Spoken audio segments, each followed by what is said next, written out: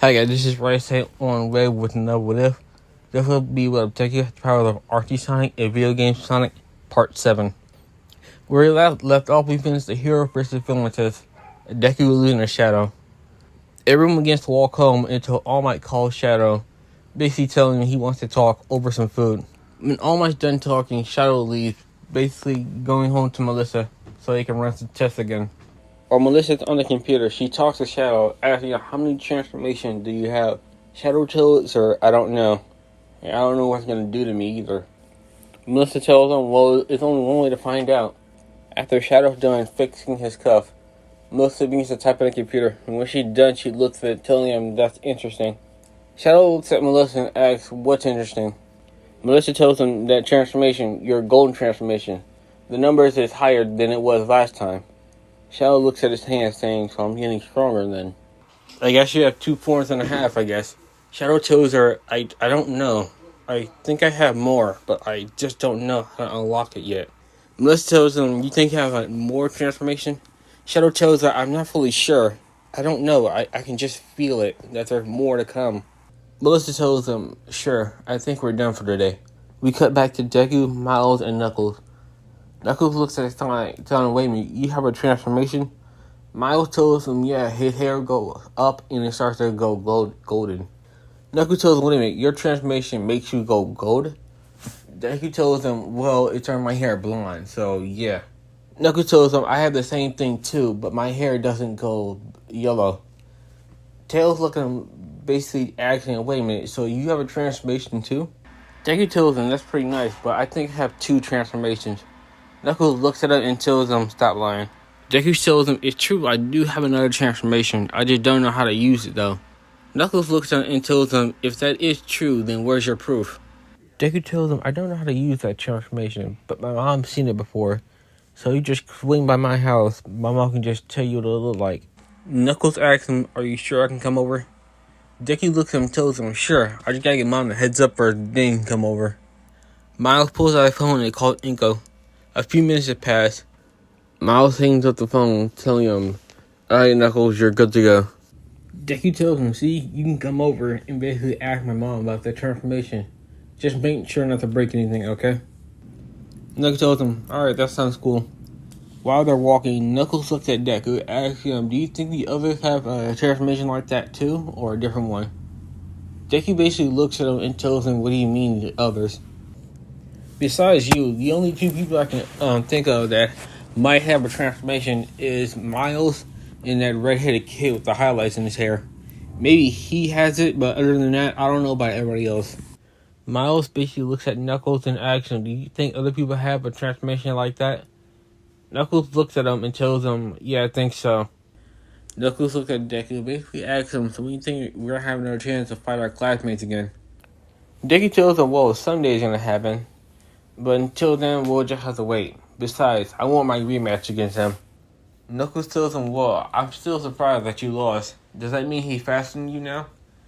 Deku looks at Knuckles, telling him, first off, I didn't know he can teleport. Secondly, that I don't count as him being faster than me.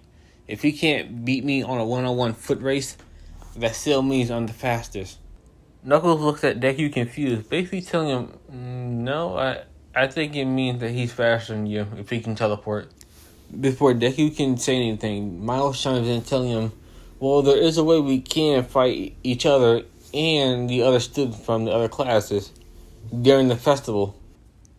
Deku chimes in telling him, oh yeah, I forgot the school does that. Knuckles basically looks at Deku and tells him, alright then, when we get there, it'll be a race to first place. Deku puts his fist up, telling him, you're on. Before they can fist bump, Miles jumps in between the two, telling him, hey, don't forget about me. I'm not gonna hold back on you two. Deku basically looks at him, tells him, alright, neither will we. After that being said, they all fist bump, and Deku says, alright, I'm getting excited, and grabs his Knuckles and Miles' wrist, and basically begins to run home. Miles tells Deku, you realize we're gonna get in trouble for using our powers in public, right? Deku doesn't look back and keeps running, tells him, yeah, if they catch us. After saying that to Miles, Deku runs a little faster all the way to his house. After reaching their house, we cut to the view of Todoroki and Yaoyorozu. Once they're getting off school property, they get into a limo reaching towards their house. Todoroki looks at Yaoyorozu, telling her, "You did great today." She looks back at him and tells him, "You did great too." A few seconds have passed and the conversation stopped, leaving them in an awkward silence. Todoroki wants to break the ice, basically telling her, "So what do you think about our other classmates?" Momo tells him, "I'm not fond of that boy with the spiky blue hair. He's all bark and no bite." Momo continues, basically telling him, "Did you see how he lost so easily?" Todoroki looks at her, telling her, "You realize he was taken off guard. And besides, no one can expect that he can teleport. I think I would have a hard time trying to fight him too if I matched up with him."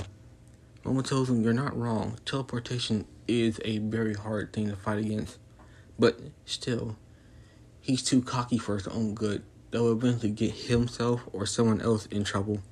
Todoroki wants the conversation to continue, so he basically asks, "So what do you think about his friends?" Momo looks at him, tells him, "Well, let's see here. The one with the red dreadlocks, he's strong, but he don't look that smart. The one with the two tails, he's smart, but he don't pack that much of a punch." Todoroki looks at her. "When it comes to a fight between you and the black-haired kid with the red highlights, who do you think will win the fight between you two?" Momo basically looks at him and tells him, "Besides teleporting, I don't really know. He has the experience boost, and I don't know what else he can do." Todoroki looks at her and tells her, "How can you tell he has experience?"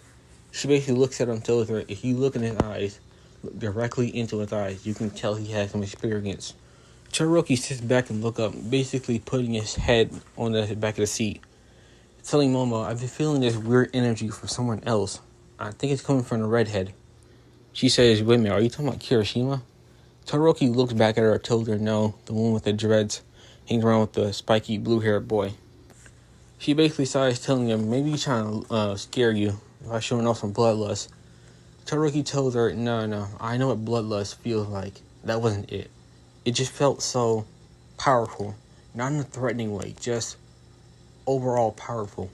Momo tells her, "I felt that exact same energy from the blue spiky-haired boy. It wasn't strong, but it's at least enough to notice. He might be powerful, and I think I know why he's so cocky."